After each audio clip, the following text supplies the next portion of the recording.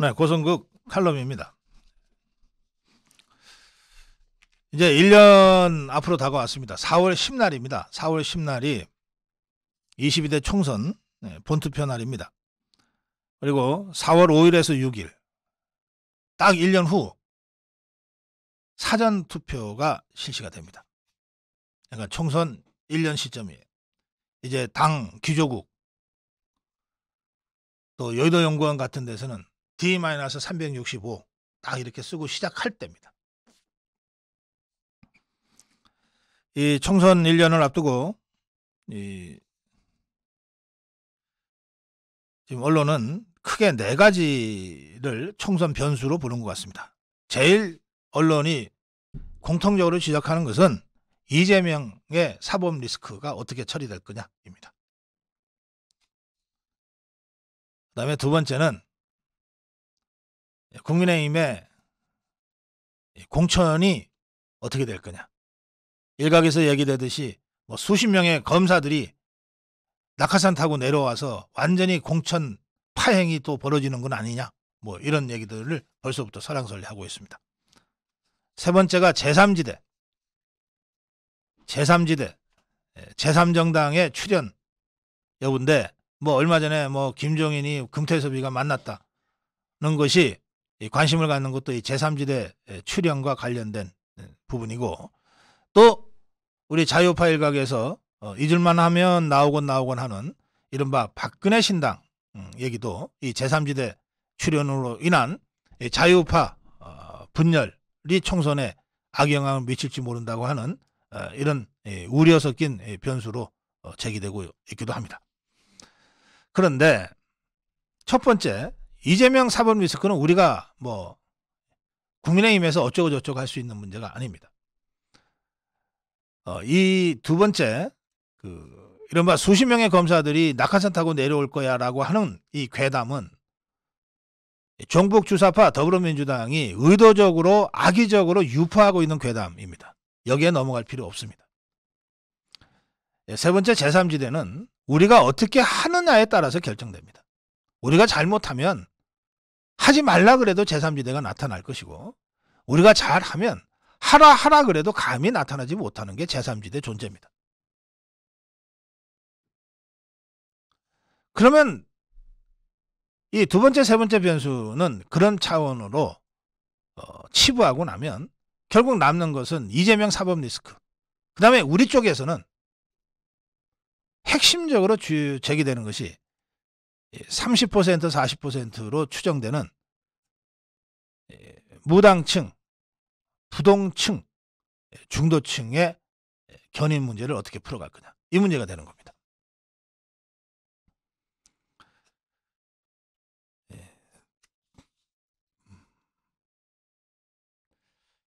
전문가 중에는 이런 분석을 하는 사람도 있습니다.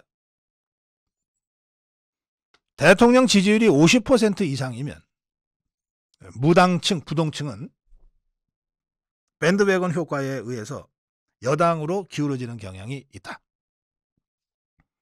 경험적으로 그럴 수는 있을 거라고 보지만 이 문제는 우리한테는 별 도움이 안 되는 얘기입니다.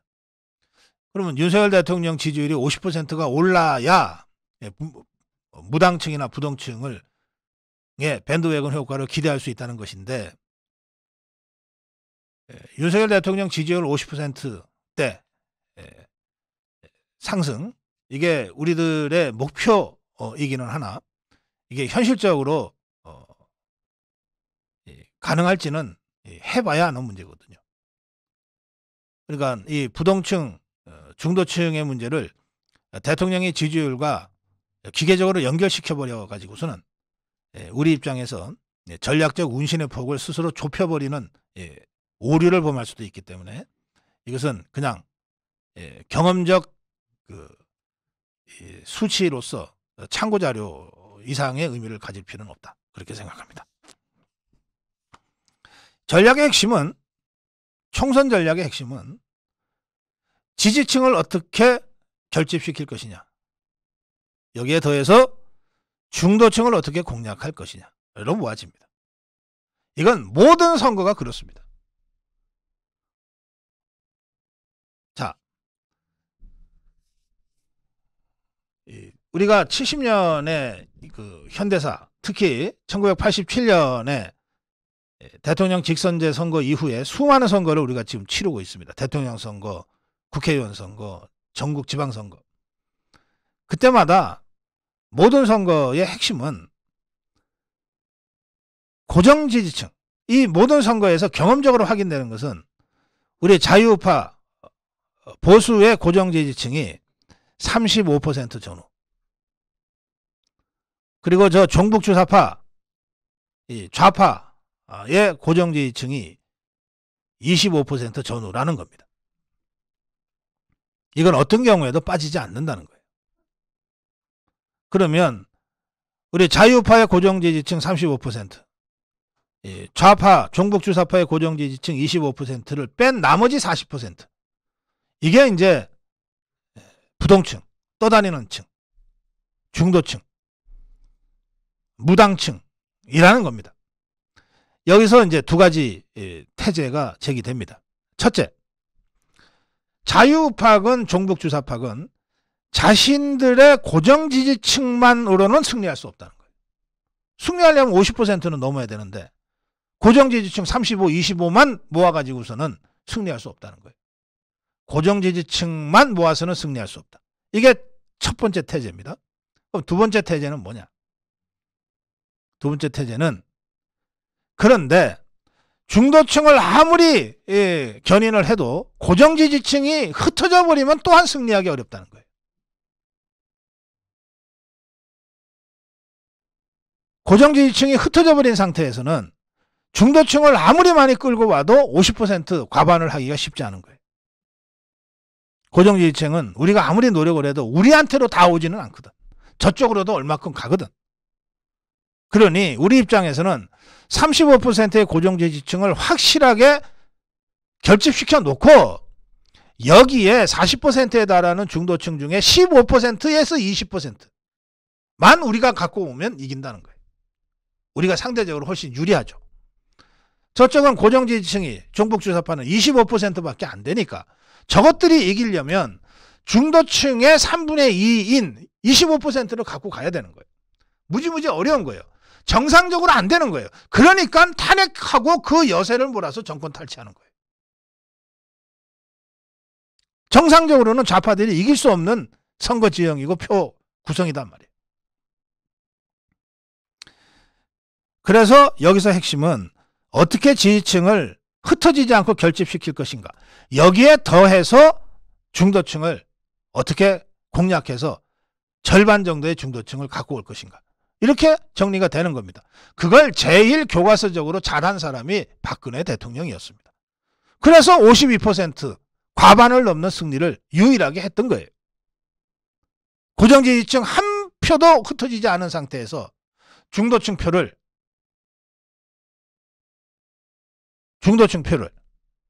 20% 가까이 끌어온 거죠. 그래서 52%의 과반 승리를 한 겁니다. 고정 지지층을 끌어모으는 것이 중도층을 보내는 것이 아니라고 하는 것을 박근혜 대통령 2012년 대선이 정확하게 보여주고 있어요. 자, 이 문제와 관련해서 류근일 선생이 칼럼을 썼습니다. 재미있는 칼럼이에요. 한국 선거에서 이기려면 중도 유권자 40%의 마음을 얻어야 한다고 한다. 동감이다. 그러나 방법론에선 갈린다. 이 방법론이 전략인 겁니다. 전략에선 갈린다. 그러면서 두 개의 전략이 있다는 거예요. 의견 A는 중도의 마음을 얻으려면 자유주의자들이 자신의 정체성을 버리고 중도로 좌클릭해서 가야 된다. 이렇게 주장하는 자들이 있다는 겁니다. 의견 B는 중도의 마음을 얻으려면 자유주의자들이 먼저 자신의 정체성을 확고히 하고 자기 진지부터 확고히 쌓고 그 영향력으로 중도의 일부 또는 전부를 견인해 와야 된다고 하는 겁니다. A의 의견은 자유주의자임을 포기하고 중도로 좌클릭해서 가야 된다는 거예요. B는 자유주의자의 정체성을 확고히 하고 그리고 중도를 우리 쪽으로 끌어와야 된다는 거예요. 우리가 갈 거냐 끌고 올 거냐. 이거는 180도 다른 전략이죠. 둘 다 해보자. 이건 말이 안 되는 거예요. 둘 중에 하나를 선택해야 됩니다. 이것이 정치 노선이에요.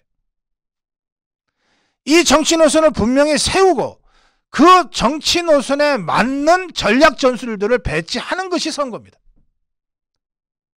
제가 아까 소리 지른다고 당대표의 권위가 세워지는 거 아니다. 소리 지른다고 기강이 잡히는 게 아니다 그랬어요.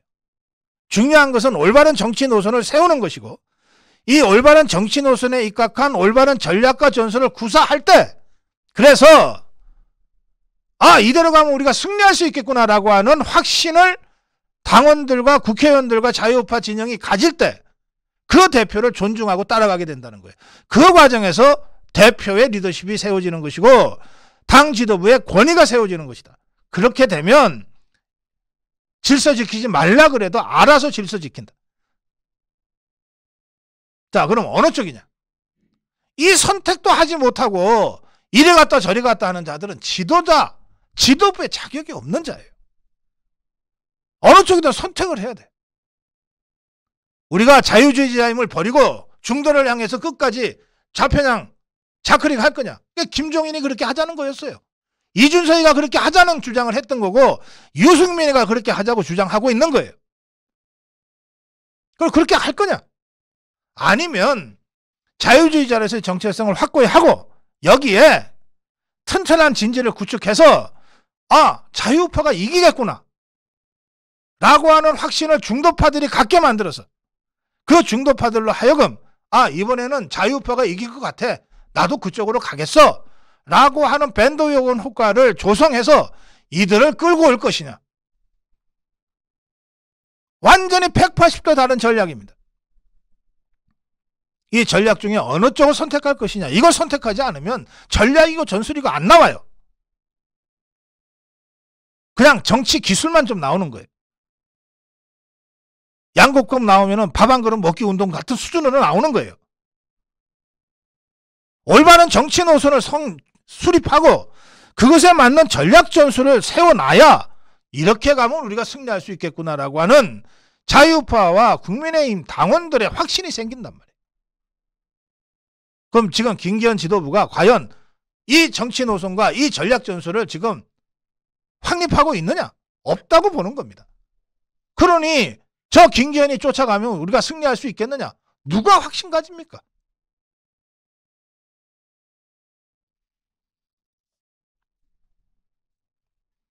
이 문제는 여러분이나 저나 우리가 자유주의자임을 포기하고 좌쪽으로 열심히 달려가서 이기자라고 하는 것이 얼마나 허망한 그리고 잘못된 노선인지는 저나 여러분들이나 잘 알아요. 그래서 우리의 올바른 정치 노선은 자유주의자로서의 정체성을 먼저 확고히 수립하고 이 자유주의자 진지들을 든든하게 구축하고 그래서 한 명의 이탈자도 없이 하고 거기에 더해서 우리가 이길 수 있다는 확신을 우리부터 가져야 중도층, 부동하는 층을 설득할 수 있지 않겠어요? 그래서 그들의 밴드웨건 분위기를 조성을 해서 중도층을 최대한 우리 쪽으로 견인해가는 이런 전략이 올바른 정치 노선이고 올바른 전략이라고 하는 것은 여러분이나 저나 공감하고 있는 거예요. 그럼 이대로 일관성 있게 밀어붙이는 것이 중요해요. 그런데 제가 보기에 지금 김기현 지도부 이쪽인지 저쪽인지 진짜 뭐도 가리지 못하고 있는 거예요. 전략이 없어요. 그러니까 아예 차라리 잘못된 전략이라도 뭐 가지고 있으면 그게 왜 잘못됐는지를 토론해서 바꿔줄 수나 있지. 아예 전략도 없이 허둥지둥하고 왔다 갔다 하니까 이런 건 정치도 아니죠.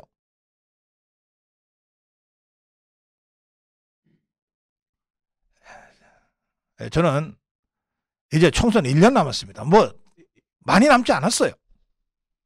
이 올바른 정치 노선의 수립과 올바른 전략 전술의 수립이라고 하는 치열한 정치 토론이 우선 선행될 수밖에 없다. 선행되어야 한다. 이 점을 오늘 고성호 칼럼에서 강조합니다.